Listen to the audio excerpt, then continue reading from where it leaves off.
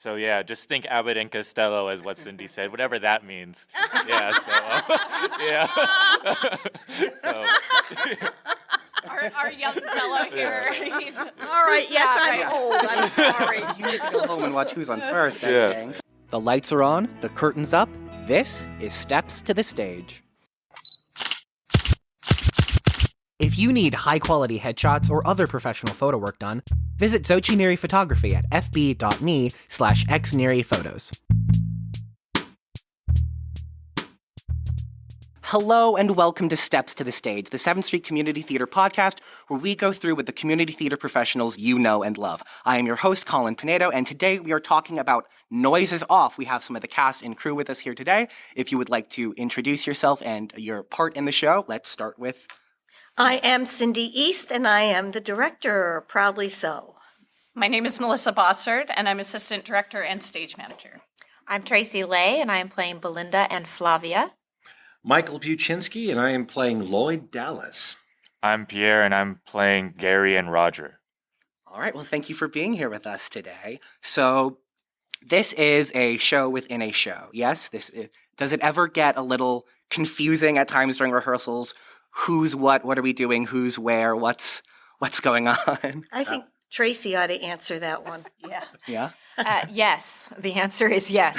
It does. And particularly this is with the play within the play, our second act is all backstage, where the actors are not allowed to be speaking because the play within the play is going on the other side.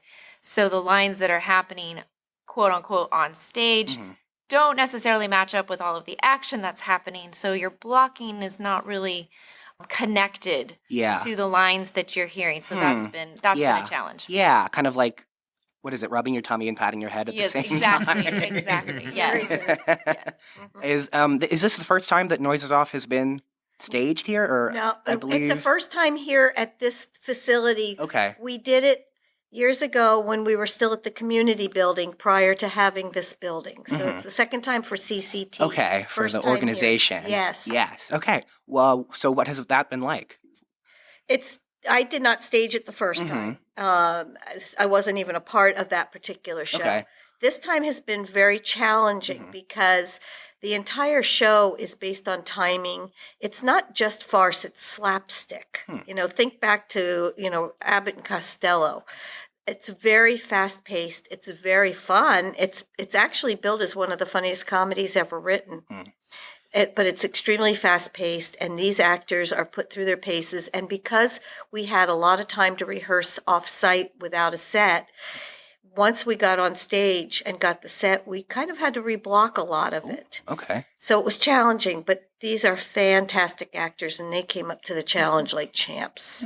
Didn't they? Yeah, absolutely. And it's also an incredibly small space. As we know, our theater is small but mighty, right? Yes. So staging a 2-story set that turns at one point for our backstage section, for our Act 2, has definitely also proven to be a challenge to get everything in the set piece that we need to be able to stage while, mitigating the space constraints. Right. So And kudos to Tom and Julie Kirkpatrick, who have been genius on this set. Yeah, I just walked through it going into the room today, and it's very... They have worked incredible. very, very hard. Yeah. That set is built better than my house is. Yes. So, Melissa, you are both a assistant director and stage manager. yes. Especially with a show like this, does that ever get a little confusing or tumultuous or... I feel like no. I feel like this cast is such a great ensemble that really I'm just supporting the work that they're doing and supporting Cindi. This is my first time assistant directing. Okay. So I'm thrilled to be able to work with Cindi and learn from her in that role. As a stage manager, my work doesn't really start until next Monday, right? When we start moving with tech and I get backstage and I start doing that work. So I feel like that transition should be pretty smooth as they have their show. The directing part for us is almost done. Okay. They'll start running with pace next week. So I feel like it's going to be a pretty smooth transition. Well, yes, because the show opens in about a week. Just from- about, yes. yeah. Next Friday. Next Friday, yes, January 12th. Could you, any of you, give just a brief synopsis of the show for any of our listeners who are not familiar with the plot at large? Why don't you go ahead, Michael? Oh, you put me on the spot. Okay. All right. Again, You're the director within the, show. director. yeah, Yes. director within the yes. show. So, okay.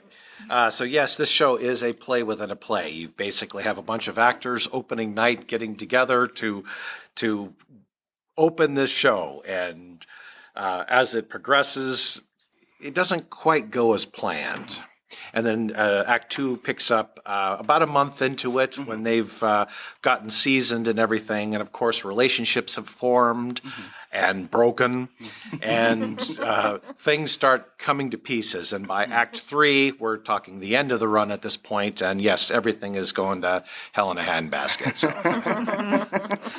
From what I understand, each of the 3 acts of the play Noises Off is a sort of starting over again from the first act of the play within the show. That is correct. Yes.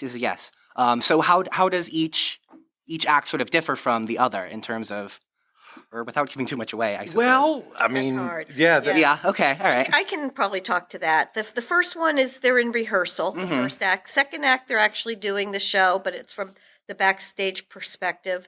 And the third act is doing the show for the audience and just seeing how the interaction between the players has devolved.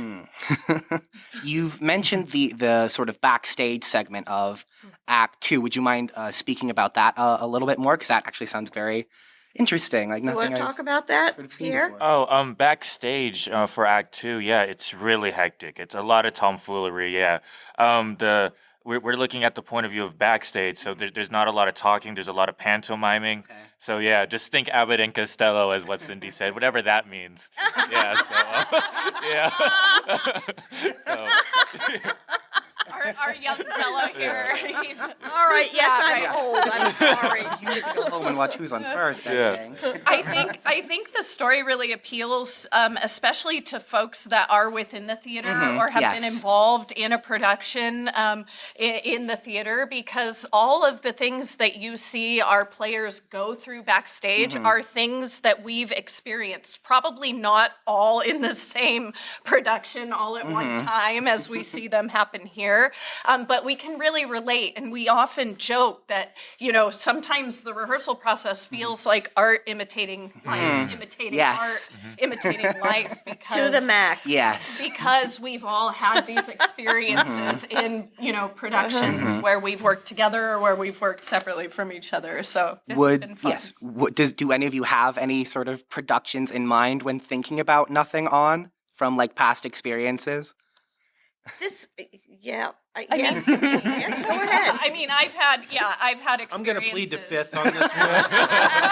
Not to put on the spot or anything. I had an experience once where our director disappeared halfway through Tech Week, and we just continued through and put the production on. And so I think, Nothing On is definitely an exacerbation of all situations and circumstances that you could experience. But I think probably we could all cite an experience where we've been a little edgy, a little dodgy in the production. And just to expound on that, yes, it will really appeal to people in the arts and people who have done theater, but because it's just so funny and so silly, it's going to really appeal to anyone who just wants to come and laugh and get away from their problems and just enjoy a night. How, as performers, do you keep it refreshing, performing the same act over and over again? So, there are differences in the script, even though the actors are doing the same act in all 3 of Noises Off's acts. But the first one being the rehearsal, so there's some stop and starts of the show because of the director stopping things, and things are happening between the actors. So that makes those lines a little different. In Act 2, when it is backstage, the playwright has kind of redacted some of the lines from the onstage script. So we have to be cognizant of what those changes are and things that are left out in that act. And then in the third act, it's more of the actors, they have to improvise a lot in Act 3. Folks at home, do you have a business, small or otherwise, that isn't pulling in traffic the way you want it to? Well, it might be because they don't have something to remember you by. And that's why today, we are sponsored by Graphic Details Inc., Signs and Displays. They will print out your banners, they'll cut vinyl, they'll do window graphics for the company cars. We're talking business cards, banner stands, LCD displays, tabletop displays, logos, all in full living color. Again, that is Graphic Details Inc. here in Chino, California. Thank you so much. Would you mind talking about what it's like playing two roles at once, or playing an actor, you know what I mean? I don't have to do that in this one, so These two do. Yes. These two do, definitely. Tracy and Pierre. Pierre, why don't you talk a little bit? Oh, about okay. that? Oh, yeah.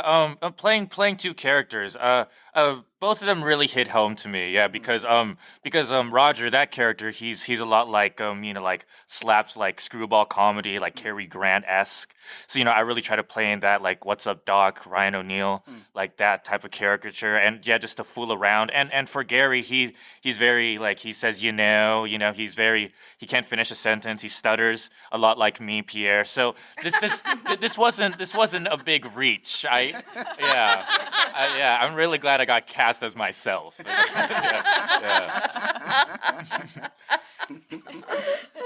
Knew it the minute I saw you. Thank you. I think. For me, Belinda is my actor character, and she's kind of like the mother of this show. And so I guess I can relate to that a little bit. She's trying to make sure everybody's just doing what they need to do and everybody's getting along, and she thinks everybody's so nice to everyone. And then her character in the in Nothing On, is that Yeah. side play? I forgot what it's called. She's very over the top, so that's fun to play. It's just this very over the top British character, so that's been a joy to play. Yeah. Cindi, would you mind speaking on what it's like casting a show like this, where people play multiple parts, where you as a director have to cast a director to direct? I had a great turnout for auditions on this particular show, and I was really pleased. And I had a lot of people that read really well. I probably could have cast it several different ways. The people that I chose are the ones who really knocked it out of the park. It was cold readings at auditions, and they just came into me, fit the part. They read well. They looked like what I had envisioned, and I was right. I cast it brilliantly because they are all brilliant in their roles. Yeah. You mentioned there's a lot of like slapstick and screwball comedy. I've also heard there's a lot of like crazy like props and things going on in this show. Melissa just started beaming. Yes. Would you mind? Or do you have?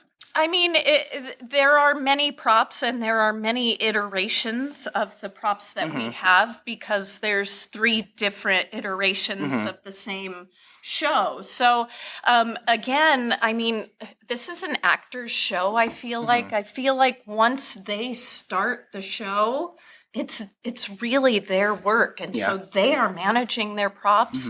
They are placing them. They know where they go. If they need my help, they ask. So it's very self-managed, and I think it has to be that way because of the nature of the show. So, our props have to be very durable. They go through a lot through the 3 acts, and we have to make sure that they're safe. And that they work for these folks. So we started working with props very early in the rehearsal process so that we could get used to the feeling of holding things. Our prop master, Jack, has been fantastic about getting us what we need. Jack Friedman, shout out to him. Shout out to Jack. And also to Rialto community players who filled in. They had done this show about a year or so ago, and they helped us with a few of the props that we couldn't find. So so it made it so that they were really comfortable once we got on set. They had already, worked with their prop work and stuff. Yeah. Okay, great. Once again, would our 3 performers like to talk about sort of what it's like with these tracks and like working with the props like this, and like what are your comedic backgrounds, the 3 of you? Have you well, okay, I mean to Go ahead. No, go ahead. please, no, you go started. ahead. You started. Ladies first. I mean, I've done shows like this that are prop heavy, and it's always just one of those things where you know what your props are. Everybody's respectful of everybody's props. You know what you need to have in your hand, and the earlier you have it in your hands, like Melissa was saying, the easier it is. So I learned years ago that when you don't have the actual prop you're going to use for the show, bring in something that can replace it. It's kind of that practice prop, and we started doing that early on as well, because you can only pantomime so much, you know, and then you really need to have the feel of it in your hand. And some of the props didn't even make it through the first use. I discovered that the other night, but we're going to make it work.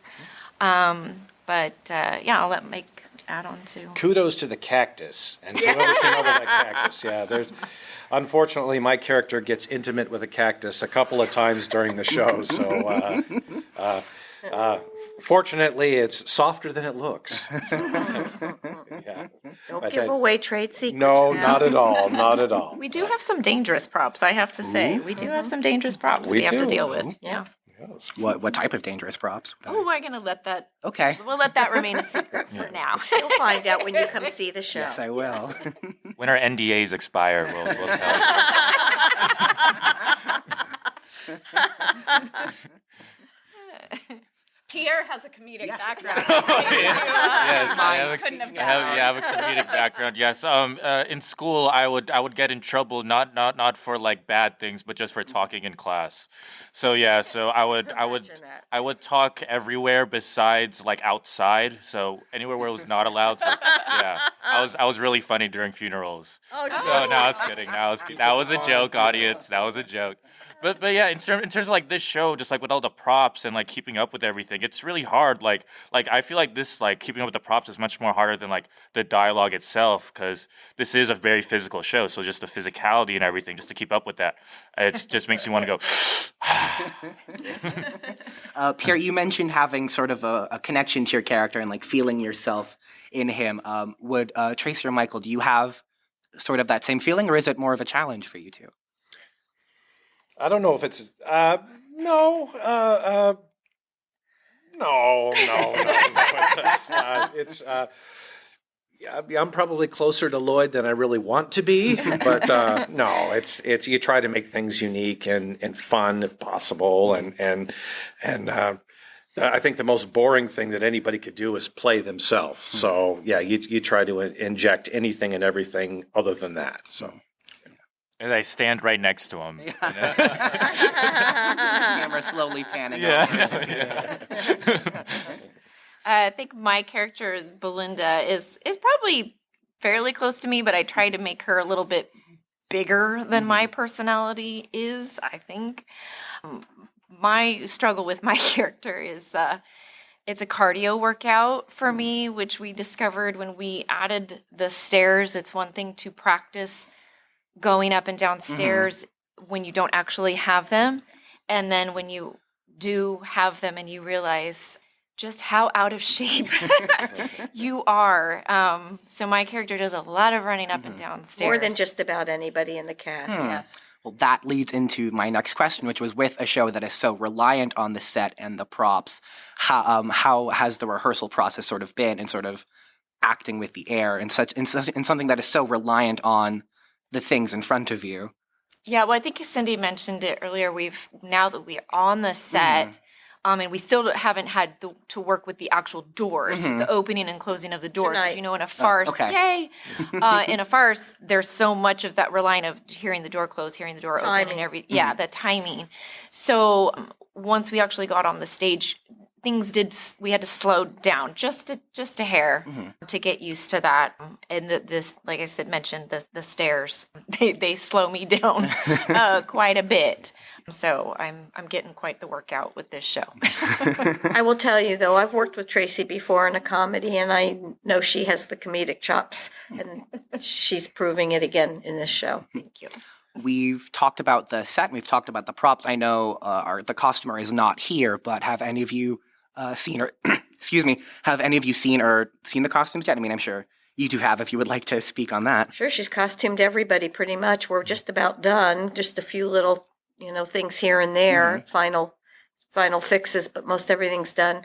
I know the costumer for many, many years. She's brilliant. She's one of the best, and she always comes through. So the costumes are just what they're supposed to be. Yeah. Who is the costumer? Candy Cane. Candy Cane. Oh, wow. Real name. That's her real name. Yes, it is. All right. Well, thank you all for being with us here tonight. This has been wonderful talking to you all. When does Noises Off open again? January 12th, Yes. next Friday. Next Friday. Be there. Thank you all so Yay. very much. Thank Thank you. you. Thank you. If you need insurance, Vince will work for you. Vince Polito is a local farmer's insurance agent who wants to help you out. Auto, home, renters, and more, open 8 to 5 on all weekdays. Over 35 years experience and licensed in 4 states. Call now. You can follow us on Spotify, Apple, Google, or any podcasting platform. We have videos up on YouTube, and you can visit our website at stepstothestage.buzzsprout.com. And as always, a special thank you to our audio engineer, Joey Rice, and our producer, Kirk Lane. Without the two of you, this show would not be possible. Thanks for listening to Steps to the Stage, and now it's time for the curtain call.